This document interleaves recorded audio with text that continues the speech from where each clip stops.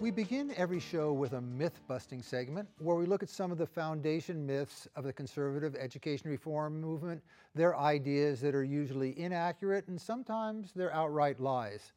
But the myths are repeated over and over by their well-funded supporters in the media, and eventually they start sounding like the truth. One current myth goes something like this. Sure, poverty makes a difference in a student's education. Everybody knows that, but really, it's mainly the fault of the schools that those students aren't doing better. We can fix the problem of underperforming schools by creating better schools. For them, that means more charter schools and more vouchers in private school, or vouchers for private schools, and also by hiring better teachers and putting in a more demanding, rigorous curriculum. Well, it's a handy myth for the conservatives who want to ignore the growing income inequality in this country and hope to do nothing about the economic and social problems that harm low-income children and families. But there's a problem. It's a myth. It just isn't true. You can look at standardized test scores in the United States and around the world, and you get the same result in every school system. Lower income students tend to score lower than higher income students.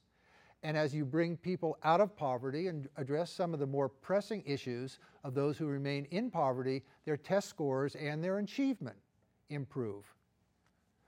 The Arizona Department of Education has created a wonderful map showing the state grade of every public school in the state, district schools and charter schools.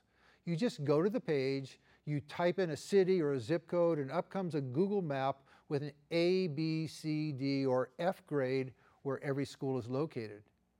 If you want to go there yourself, by the way, just type Arizona School Report Card into Google and it should be the first result.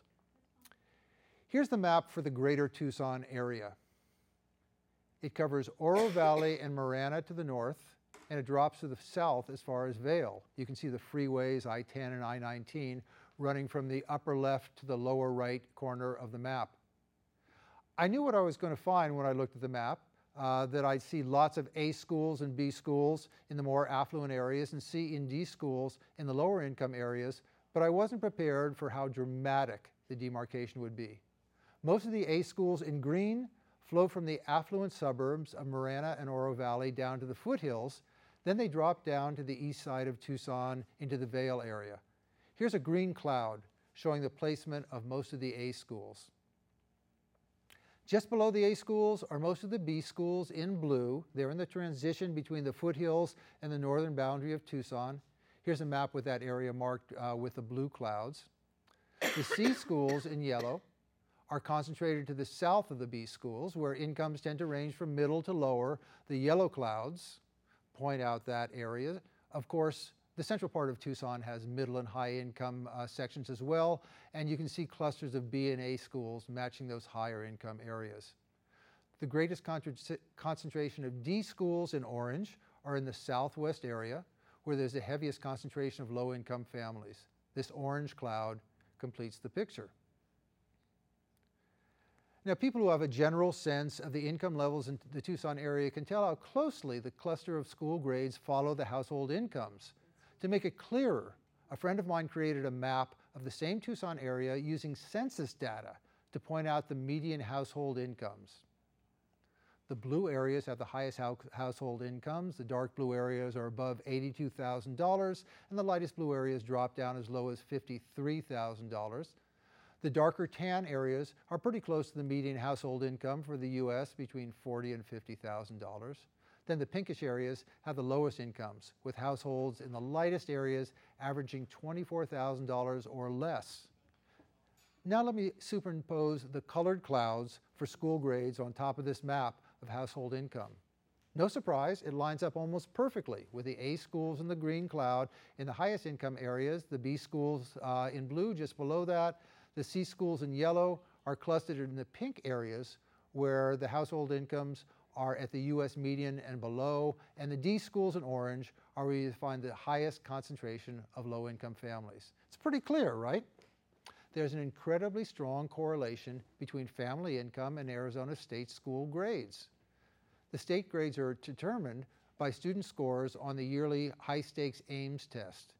The higher the average student score at a school, the higher grade it gets. But one more variable is factored in that's supposed to level the playing field: student improvement.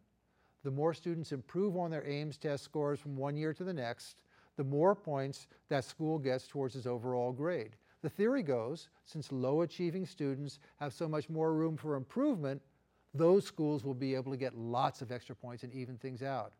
Not working out so well, is it? That little boost isn't nearly enough to balance out the dramatic correlation between test scores and family income. Forget the myth that schools alone can achieve the achievement gap between low-income and high-income students. Yes, we absolutely have to work at the school level to improve the quality of education we deliver to our students, but as important, and I would say more important, we have to address the economic and social causes of poverty and the increasing lack of economic mobility in the United States.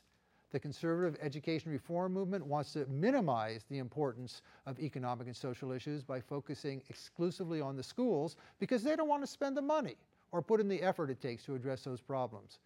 But as the maps of school grades in the Tucson area show, income disparity is the dominant and overwhelming factor influencing student achievement. Dave, I have to say that I think what you've put together here with the maps is a huge public service. And I think that lawmakers need to take a very close look at these maps and what they show us, which is exactly what you said. This is a myth that somehow just through, a good teacher, a great school, reforms, we can take a child living in poverty and turn them into an uber achiever. The children in our community and Tucson has the highest child poverty rate in the state as a city. So these numbers are especially relevant for us. Our children are not getting what they need through the social services. The safety nets have been completely removed basically since the recession in Arizona. And to think that somehow schools are going to make up the difference is just ludicrous. Well, they like to point to this student who broke through, this school that got an A, and the exceptions. Well, the exceptions are not the rule. Nationwide, worldwide, you have to raise the students up outside of school before you can raise them up equivalently inside of school. That's right. So great job. Thank you.